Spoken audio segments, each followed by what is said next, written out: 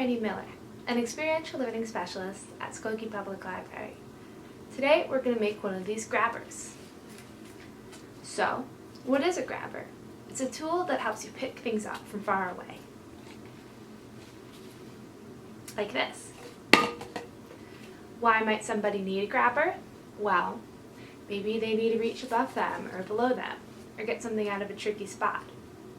Today, we're going to make a grabber out of things you can find around your house. Here's what you need. Cardboard from a box, a piece at least 8 by 10 inches, pens, pencils, or crayons for the grabber joints. You could also use toothpicks, sticks, or dowels, as long as they're sturdy. I'm using crayons today. Different objects to experiment with for the grip of the grabber. I have popsicle sticks, cups, and pipe cleaners. Scissors, tape, a sharp pencil for marking your cardboard and poking holes, a ruler, and if you have them, rubber bands could be handy. Let's get started. First, we're going to mark our cardboard. We're going to need 5 strips, 4 that are each 10 inches long, and an extra we'll cut down to make the handles of the grabber. If you can, lay it out so that the longer side of the pieces runs parallel to the corrugation. This will make your grabber stronger. You could always reinforce your pieces with tape if they get floppy. These are the marks you need. 5 lines that are 1.5 inches apart. I'm doing these in red. A mark at 10 inches. It's over there. A line ½ inch from either end, these two. And a line 5 inches down the middle. The last 3 lines aren't for cutting, so I've made them in a different color. Now it's time to cut this all out. Ha-ha! Surprise! I pre-cut my strips so that you don't have to watch me cut for 10 minutes. Now we're going to assemble the grabber. Take 2 of the 10-inch strips and your sharp pencil. First, poke a hole in the center middle line of each piece. Then poke a hole in the center of the mark at one end. Use the sharp pencil to poke all the way through the cardboard. I recommend doing this with a gentle twisting movement. I'm pushing it in until I have a crayon-sized hole.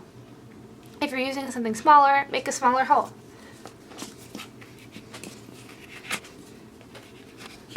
So now I have 2 holes in each piece.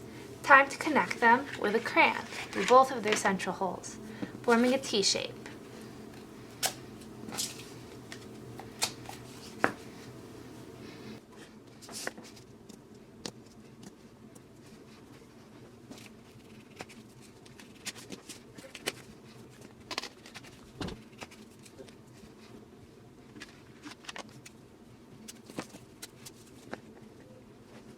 Make 2 of these T-shaped frames. If your connector is loose in the hole, you can secure it by wrapping a piece of tape or rubber band around each side. Mine are tight. Now we're going to connect our 2 frames using the same method, putting a crayon through the holes at either ends.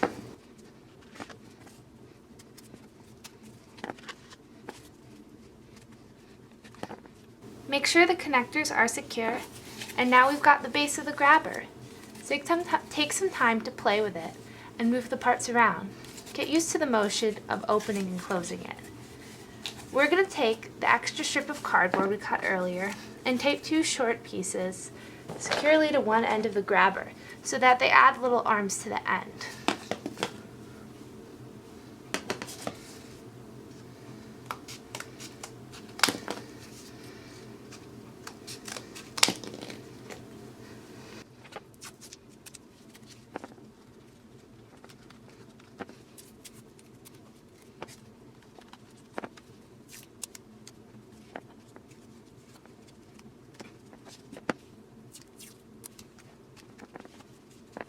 We've made a basic grabber.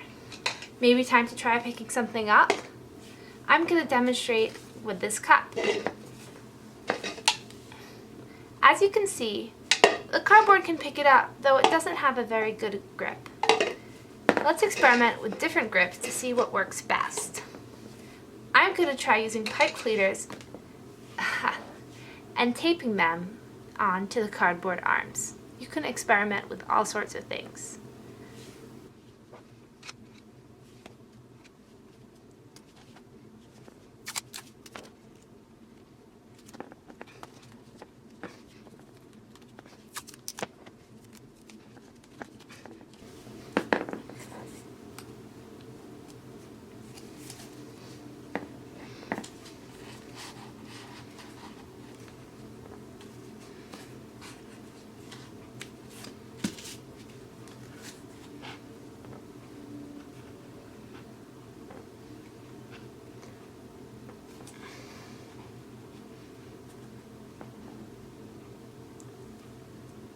Look at that! What about trying adding cups to the end? You could also experiment with shapes of the things you pick up, like I just picked up the rubber band. Maybe these can't pick up a cup. Oh, that was pretty close. Maybe set up a challenge and see what grip can pick up the most things. Happy tinkering!